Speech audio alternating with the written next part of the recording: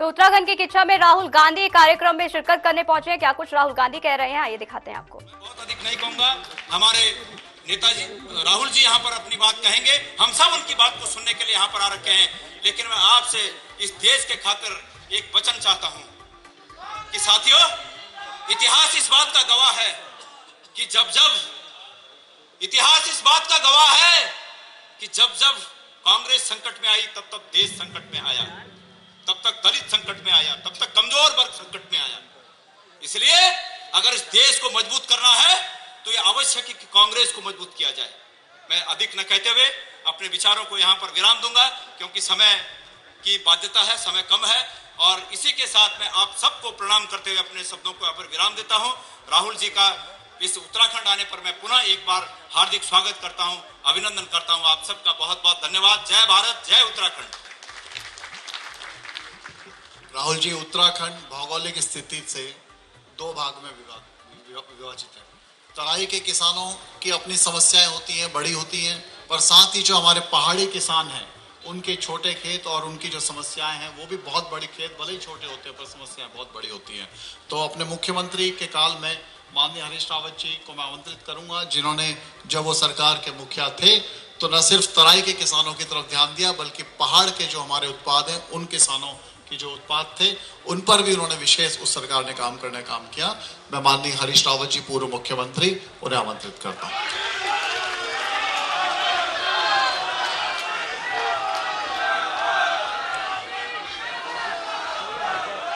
हम सबके नेता, आप सबके मनों के दुलारे और देश के अंदर जो वास्तविक अर्थों में प्रतिपक्ष है, आज सरकार के आंखों में आग डालकर कोई बात कर रहा है, कोई सरकार के काले कारनामों को चुनौती दे रहा है, तो उस आवाज का नेतृत्व श्री राहुल गांधी जी कर रहे हैं। वो आपके बीच में हैं। हमारे प्रदेश कांग्रेस के सम्मानित अध्यक्ष जी, प्रभारी जी, प्रीतम सिंह जी, हमारे साथी सहयोगी यशपाल आर्या जी, बिहड़ जी सहित मंचा सिंह, हमारे सभी सम्मानित प्रत्याशीगण और नेतागण, सभी हमारे किसान दोस्तों, बहनों और भाइयों, हम सब राहुल जी का उत्तराखंड की इस पवित्र धरती में और तराई के इस कर्मवीरों की धरती में बहुत बहुत बाहें फैलाकर स्वागत करते हैं, अभिनंदन करते हैं। राहुल जी, आपका उत्तराखंड से एक विशेष नाता है और इस तराई से भी आपका नाता है। जिस धरती पर आप हैं, इस धरती को बचाने में आपके नाना पंडित जवाहरलाल नेहरू और गोविंद वल्लभ पंत जी का बहुत बड़ा योगदान था। जितने स्वतंत्रता संग्राम सेनानी आए, पाकिस्तान से विस्थापित होकर, पूर्वी बंगाल से विस्थापित होकर हमारे भाई आए, उन सबको बाहों में लाकर यहाँ बसाने की नीति, जिस नीति के परिणाम स्वरूप सारे देश को फायदा हुआ, एक अन्न भंडार इस धरती के गर्भ में पैदा हुआ तराई के रूप में, तो उसका श्रेय पंडित गोविंद वल्लभ पंत जी के साथ जवाहरलाल नेहरू को जाता है। ये उनका दिशा निर्देश था। यहाँ पर जो एग्रीकल्चर यूनिवर्सिटी है, जो हम सब का गौरव है, वो भी उन्हीं के प्रयासों से हरित क्रांति के जरिए मधुनगर विश्वविद्यालय ने योगदान दिया, उस योगदान में जो भागीदारी हमारे किसानों की रही, मैं उसका अभिनंदन करता हूँ। और हरित क्रांति से लेकर दुग्ध क्रांति, श्वेत क्रांति, जितनी भी क्रांतियां कृषि क्षेत्र में आई, मुझे कहते हुए हार्दिक प्रसन्नता है कि वो सारी क्रांतियों के जनक इंदिरा गांधी जी थी, वो उनके कार्यकाल में पैदा हुई। आपने उस सिलसिले को हमारे कष्ट के समय में भी निभाने का काम किया। जब हम कष्ट में थे, जब पूरे एक बड़ी त्रासदी आई उत्तराखंड में, 80% भूभाग बिल्कुल ध्वस्त हो गया, तो उस समय आप हमारे आंसू पोंछने के लिए आए और देश के प्रतिपक्ष के आप पहले नेता थे जो हमारे बीच में आए। और जब हमने पुनर्निर्माण प्रारंभ किया, पुनर्वास प्रारंभ किया आपके मार्गदर्शन में, हमारी सरकार ने, कांग्रेस की सरकार ने, तो आप हमारा मॉरल बूस्टअप करने के लिए भगवान शिव की शरण में केदारनाथ आए और वो एक ऐतिहासिक घटना बनी और उससे सारे उत्तराखंड की जो इकोनॉमी थी, अर्थव्यवस्था थी, वो टर्न अराउंड हुई। तो हम आपके इस एहसान को उत्तराखंड कभी नहीं भूल सकते और हम आपको वचन देना चाहते हैं, यदि आप चाहें, सब लोगों की तरफ से मैं वचन देना चाहता हूं कि उत्तराखंड तराई से लेकर जसपुर से लेकर मुनस्यारी तक, जसपुर से लेकर भटवारी तक आपको सरकार बना करके देगा। आपको उत्तराखंड में कांग्रेस की सरकार बना करके देगा। आप तैयार हैं इस बात के लिए? यदि तैयार हैं तो जरा ताली बजा करके हाँ कहिए। और हमारा आपसे वचन है, आप एक बात के लिए और याद करना चाहेंगे, जब 3 काले कानून थोपे गए किसानों के ऊपर, तो उस समय पहली आवाज कोई उठी किसानों के पक्ष में और इन काले कानूनों के विरोध में, वो आवाज राहुल गांधी जी की थी।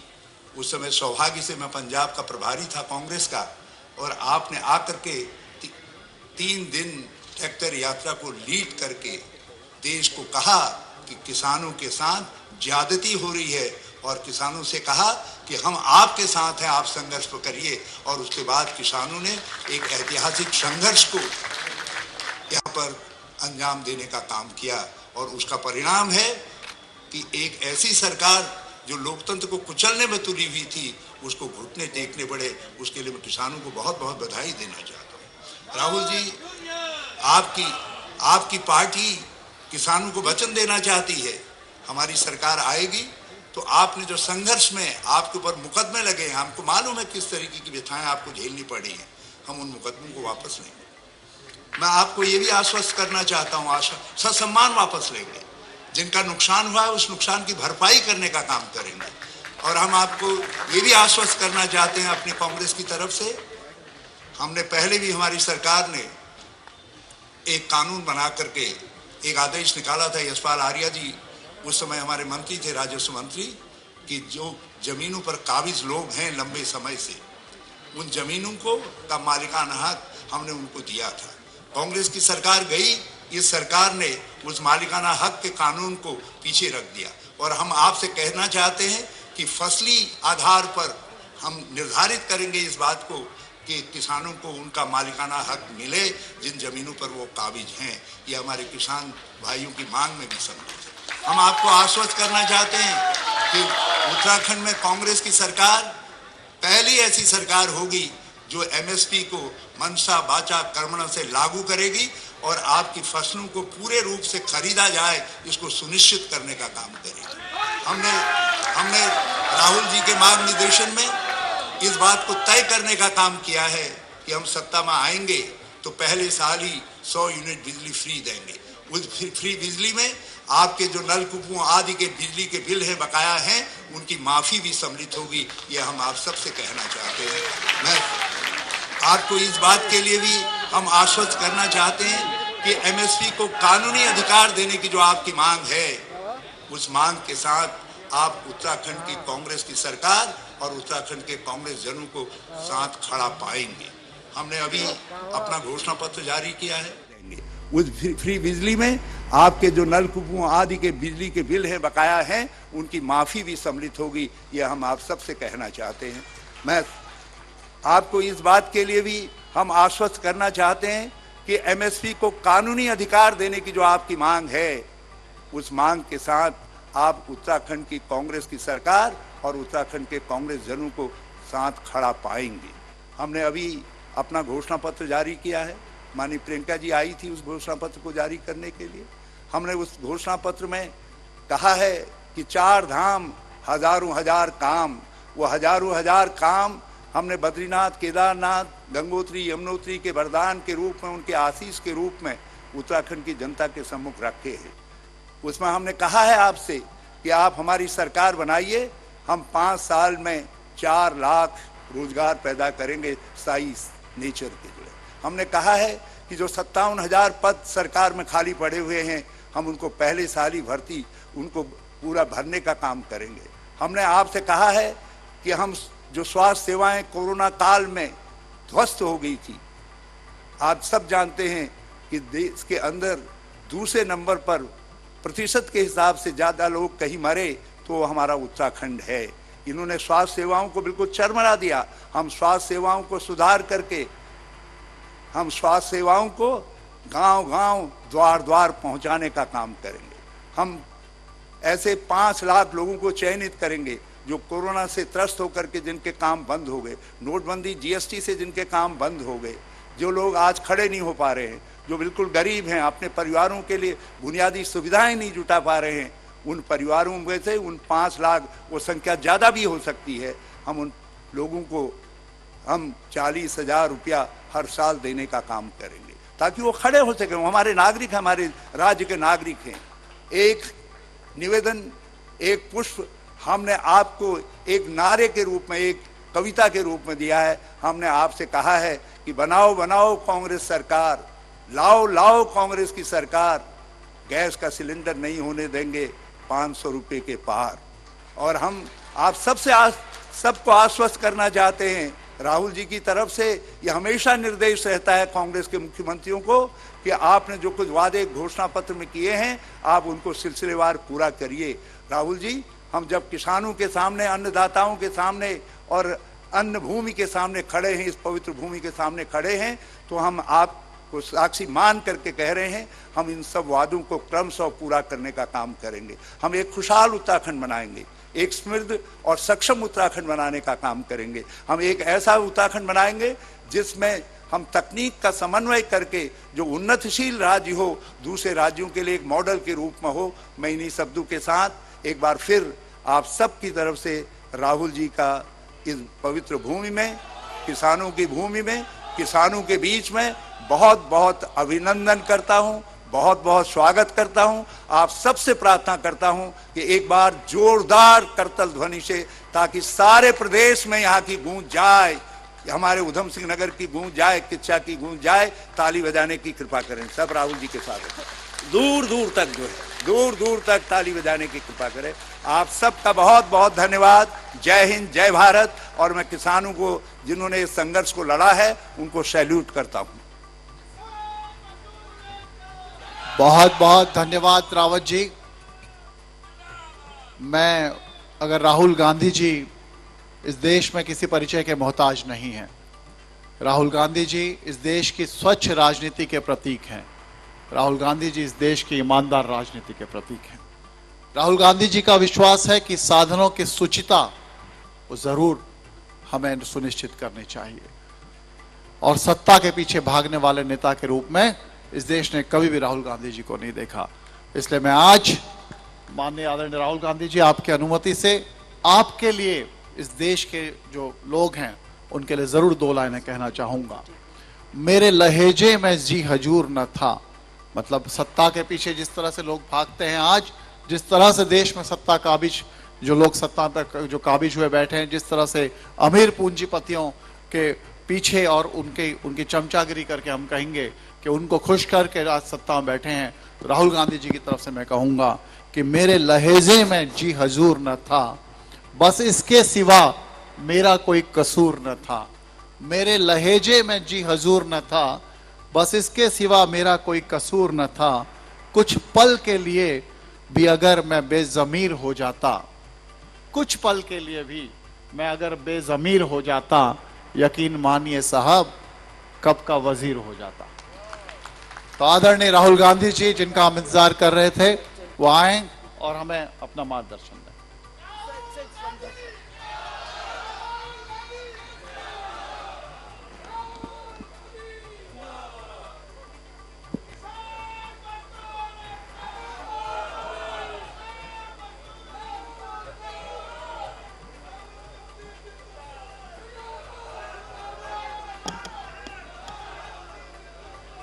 देवेंद्र यादव जी, हरीश रावत जी, गणेश गोटियाल जी,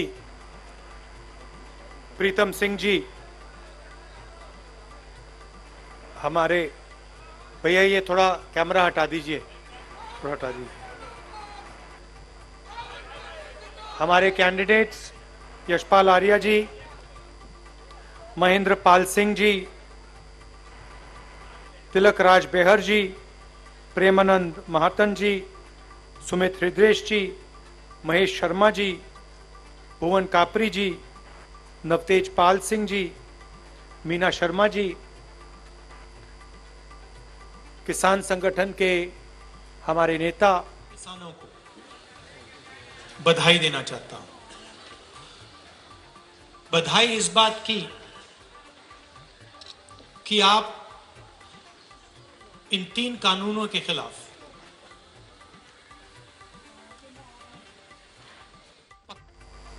सबसे पहले मैं आपको और देश के सब किसानों को बधाई देना चाहता हूं। बधाई इस बात की कि आप इन 3 कानूनों के खिलाफ पत्थर जैसे, पहाड़ जैसे खड़े हो गए और आपने 1 इंच इनको नहीं दी। कोई कॉम्प्रोमाइज नहीं किया, 1 कदम पीछे नहीं लिया और आपने हिंदुस्तान की सरकार को सच्चाई दिखाई। बधाई क्यों कर रहा हूं? क्योंकि ये आपकी हिस्ट्री है, ये आपका इतिहास है। आप सिर्फ देश को भोजन नहीं देते हो, आप देश को रास्ता दिखाते हो और सालों से आप इस देश को रास्ता दिखा रहे हो।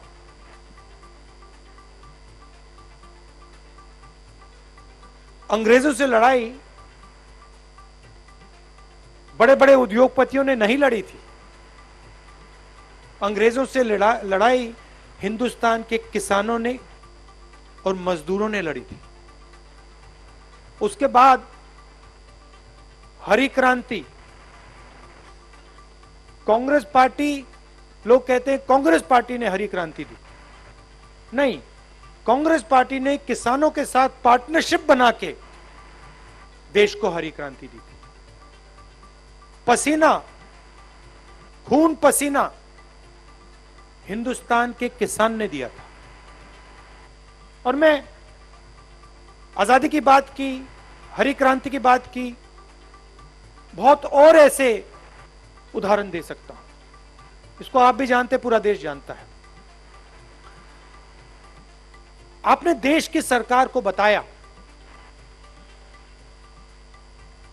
कि हिंदुस्तान की सच्चाई से हम नहीं हटने वाले हैं। आप हमें ना खरीद सकते हो, ना डरा सकते हो, ना दबा सकते हो, हम नहीं हटेंगे।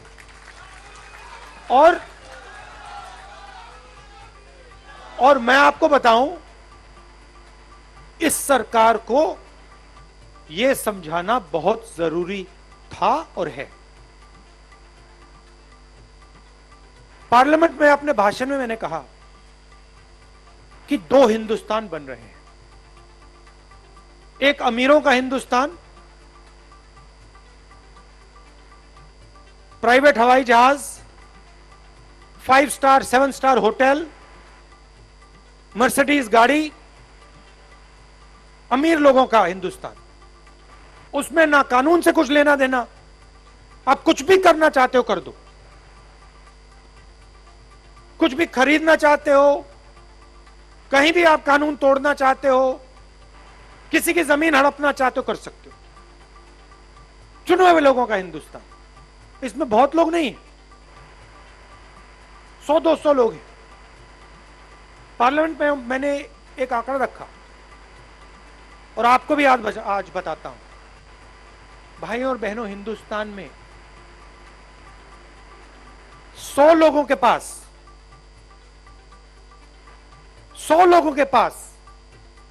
हिंदुस्तान के 40% लोगों से ज्यादा धन है। हिंदुस्तान का 40%, हिंदुस्तान के 40% लोगों के पास जितना धन है उतना धन 100 लोगों के पास है। ऐसी डिस्पैरिटी, ऐसी इनकम डिस्पैरिटी शायद किसी और देश में नहीं है, सिर्फ हिंदुस्तान में है।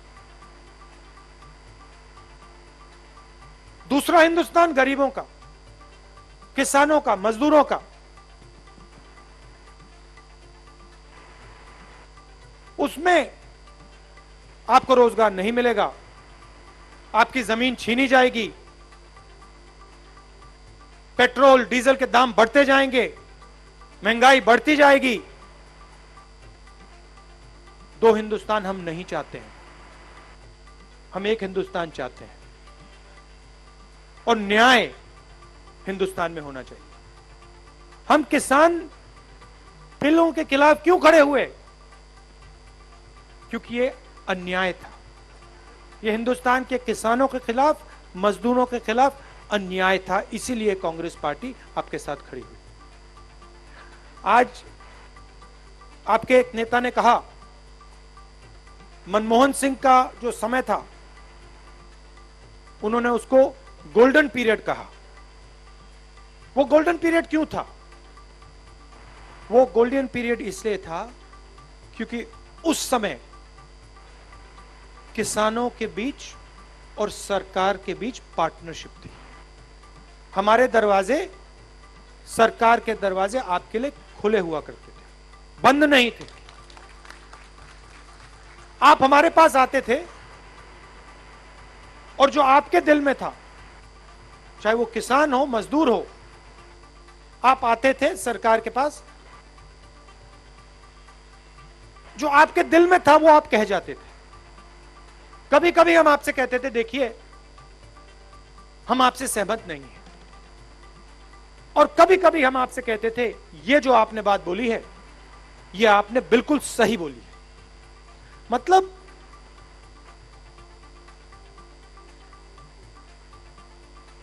उस समय के हिंदुस्तान में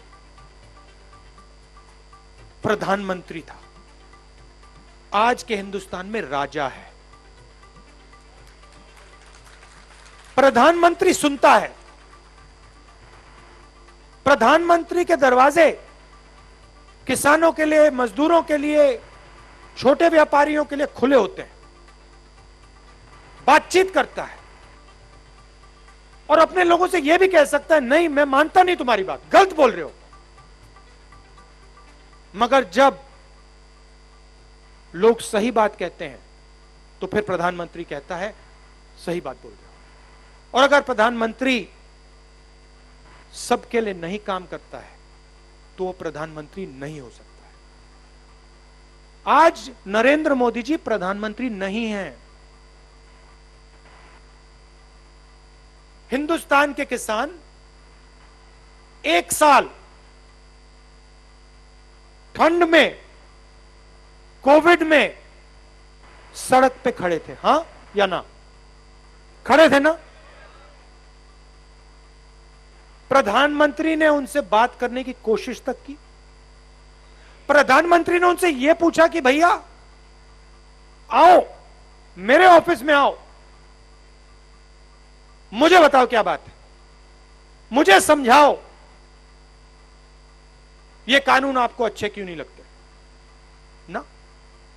प्रधानमंत्री ने कहा ये किसान हैं, ये मजदूर हैं, मैं राजा हूं, राजा किसान और मजदूर से बात नहीं करता है। सच्चाई है हिंदुस्तान की।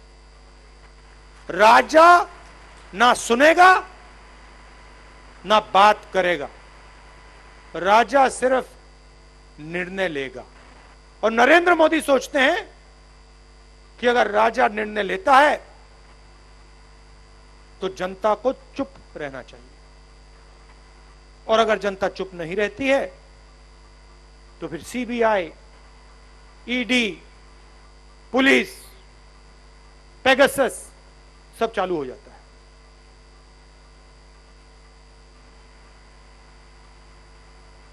आप हमारे पास आए, मुझे दिन याद है, यूपीए की सरकार थी, किसानों का डेलीगेशन आया, मनमोहन सिंह जी के पास गया, सोनिया जी के पास गया, मेरे पास आया, प्रणब मुखर्जी के पास गया, और आपने कहा बहुत मुश्किल हो रही है।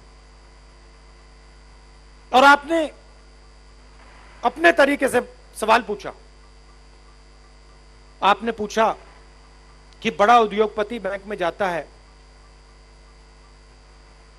बैंक के दरवाजे खुले होते हैं, हमारे लिए बैंक के दरवाजे बंद हैं। क्यों? कर्जा है। और आपने हमें कहा हमारा कर्जा माफ कीजिए। और मैं खुशी से आज कहता हूं 10 दिन लगे थे, 10 दिन के बाद जो आपने हमें कहा, मांगा नहीं, जो आपने हमें कहा वो हमने करके दिखा दिया। 70,000 करोड़ रुपए किसानों का कर्जा माफ किया। क्यों किया? हमने आपको कोई फ्री गिफ्ट नहीं दिया, कोई आपको मतलब तोहफा नहीं दिया। हम समझे कि आप मुश्किल रास्ते में से निकल रहे हो, और इसीलिए हमने आपकी मदद की।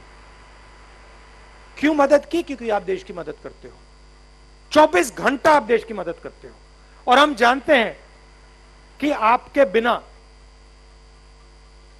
यह देश नहीं चल सकता है, आपके बिना यह देश भूखा रह जाएगा, आपके बिना यह फैक्ट्रियां नहीं चल सकती है। जैसे हमारे पीसीसी प्रेसिडेंट ने कहा, आप देश की नींव हो, फाउंडेशन हो, और जिस देश की फाउंडेशन, जिस देश की नींव कमजोर हो जाती है, वो देश बचता नहीं है। तो इसीलिए मैं आपको कहना चाहता हूं, मैनिफेस्टो में हम चीजें लिखेंगे,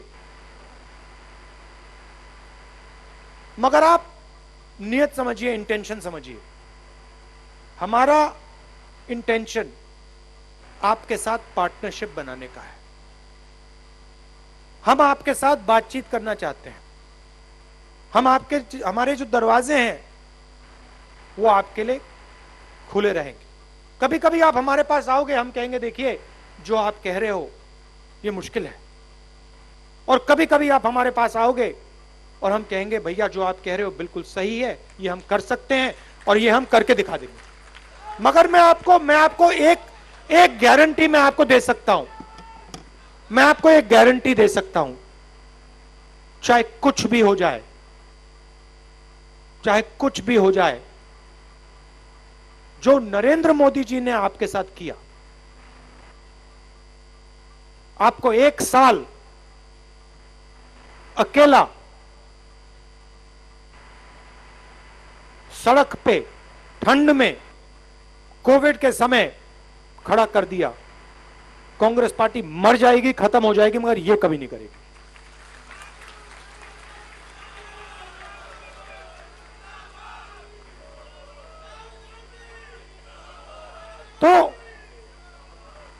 तो मेरा मैसेज यह है किसानों को, मजदूरों को, उत्तराखंड की जनता को, कि हम आपके साथ पार्टनरशिप चाहते हैं, सबके साथ, युवाओं के साथ, किसानों के साथ, मजदूरों के साथ।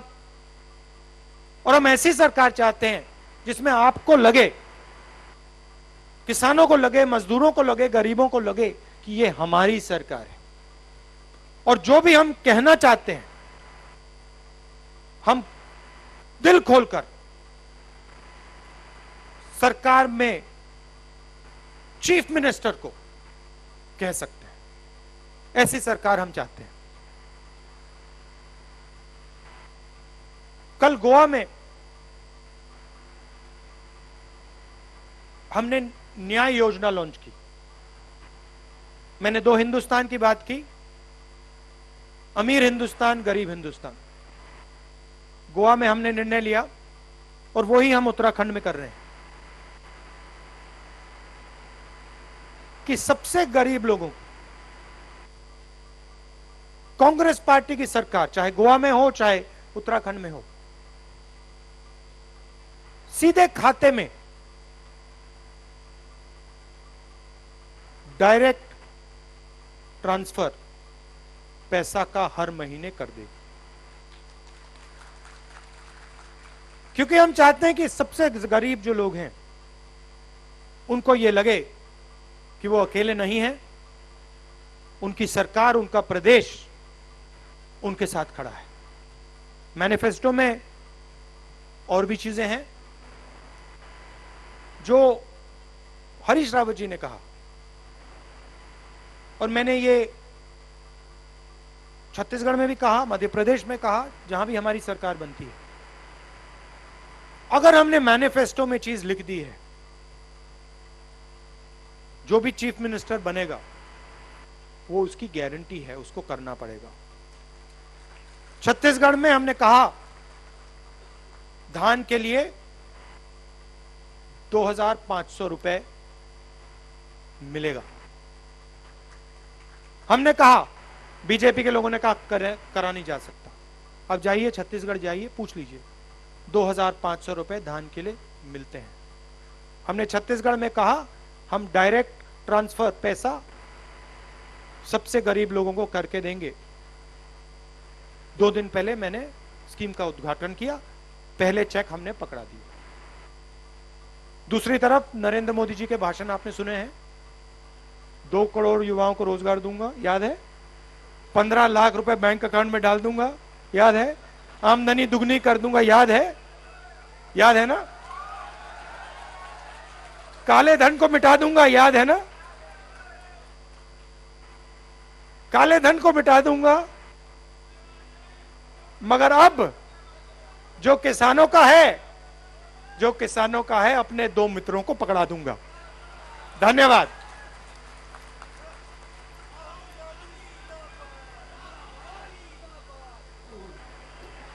तो आपको बता दें कि आप सुन रहे थे राहुल गांधी को, जिन्होंने अपनी जहां पे बखान किया तो वही बीजेपी के खिलाफ जमकर उन्होंने देखिए पलटवार किया। और देखिए क्या कुछ राहुल गांधी ने कहा वो हम आपको बताते हैं। मजदूरों के बिना फैक्ट्रियां नहीं चल सकती, देखिए राहुल गांधी का कहना था। और वही कोरोना काल में पीएम ने खुद को राजा बनाए रखा। ये देखिए पीएम नरेंद्र मोदी को साफ तौर पर उन्होंने पलटवार किया है और उन्होंने कहा है कि प्रधानमंत्री ऐसे नहीं होते जो दूसरों की सुनते हैं, जो दूसरों की समस्याओं का निदान करते हैं, वही प्रधानमंत्री होते हैं। तो वही की इच्छा में आपने सुना क्या कुछ राहुल गांधी ने कहा।